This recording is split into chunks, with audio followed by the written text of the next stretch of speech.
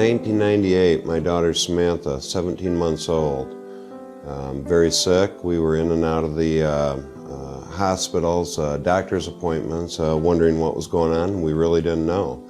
We brought her back and the doctors kept telling us that she had the flu. You know, go get her some ice cream, go get her a milkshake. She'll come around, let's see how she does.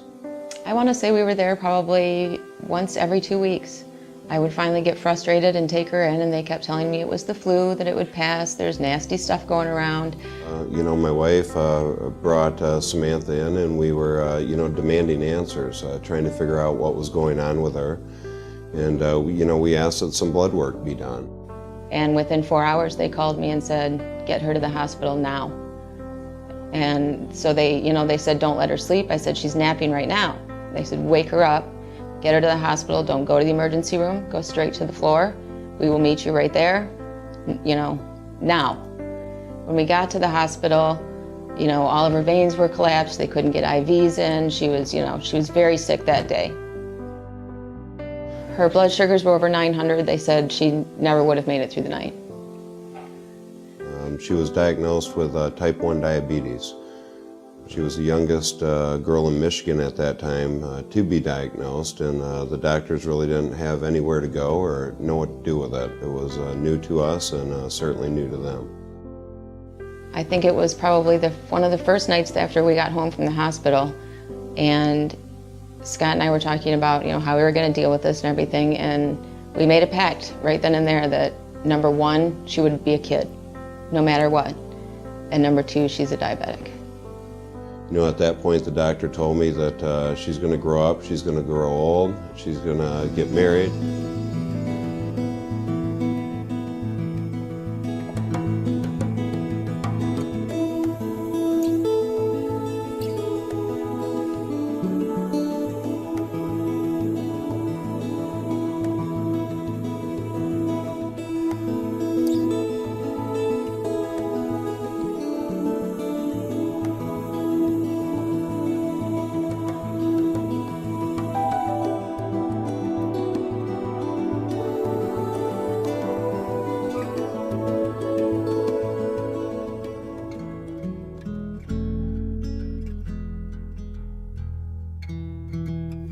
I don't like it when I have plans or I'm with friends and I have to worry about when we eat. I have to give myself a shot and test.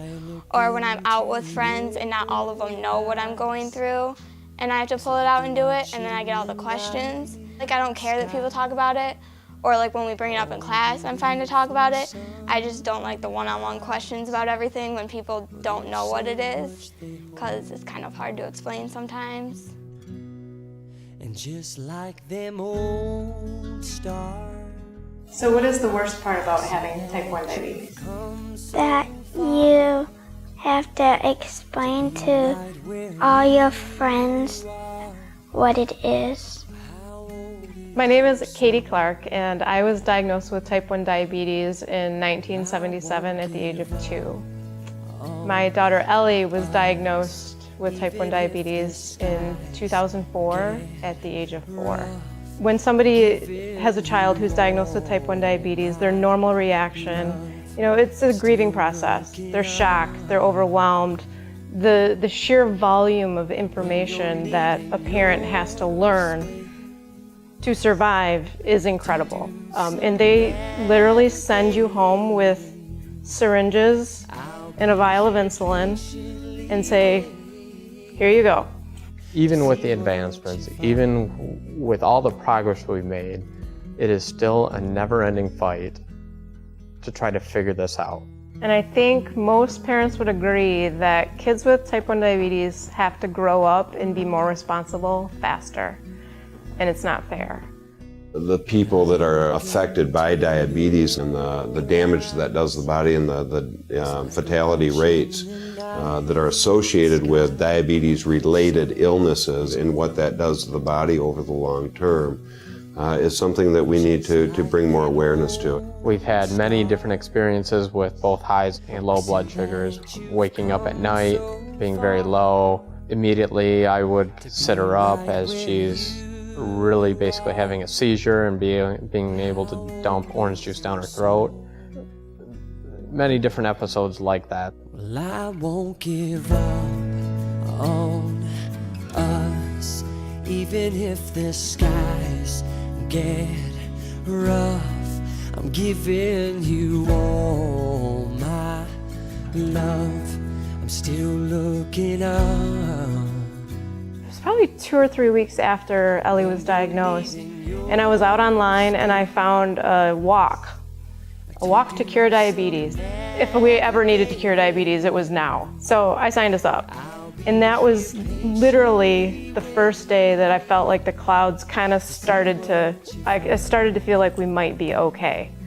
You know, the JDRF has a great support group. I mean, these people stick by each other. I couldn't have done it without support.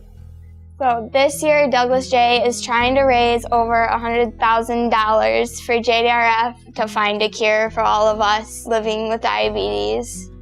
That's a part of what we're here to do, is to bring that awareness and get more involvement, and again, hopefully someday find a cure. I won't give up on us, even if the skies get rough. I'm giving you all my love. I'm still looking up, still looking up. Well, I won't give up on us. God knows I'm tough. He knows we got a lot to learn.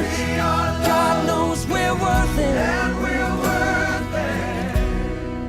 I won't give up on us. I'm still looking up.